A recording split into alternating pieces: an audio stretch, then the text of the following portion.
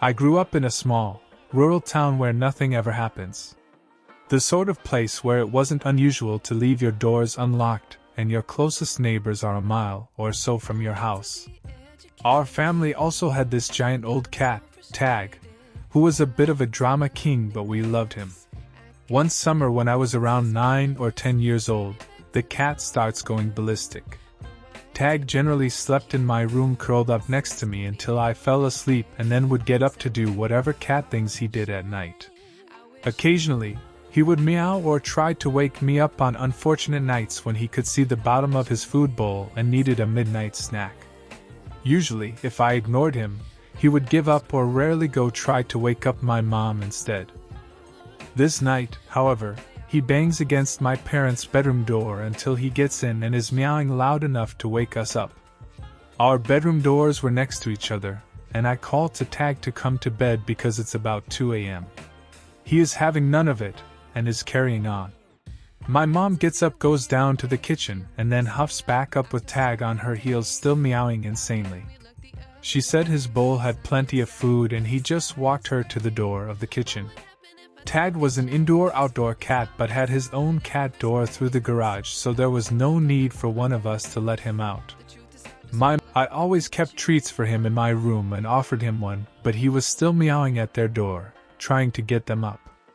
I grabbed him and bring him into my room and shut my door to try to get him to sleep.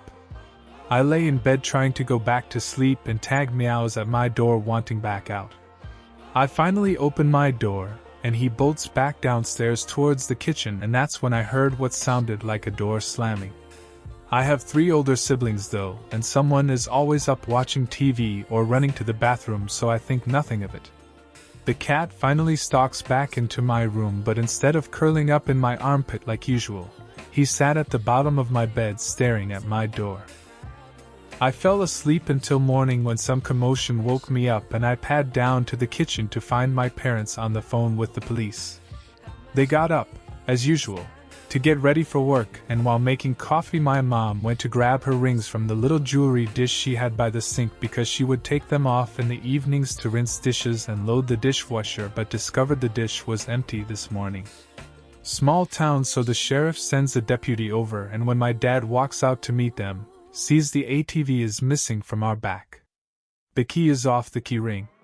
My brothers are all up at this point too, and we are all freaked out that while we were sleeping some robber came in and removed the ATV key and saw an opportunity to take my mom's rings.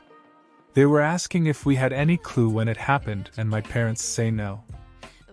My mom asked my middle brother, who was a freshman in college and home for the summer, what time he ended up off the couch last night, and if he heard anything. He said he went to bed at 10 or 11 and asked what she meant, as his bedroom was in the basement, and he wouldn't have heard anything in the kitchen.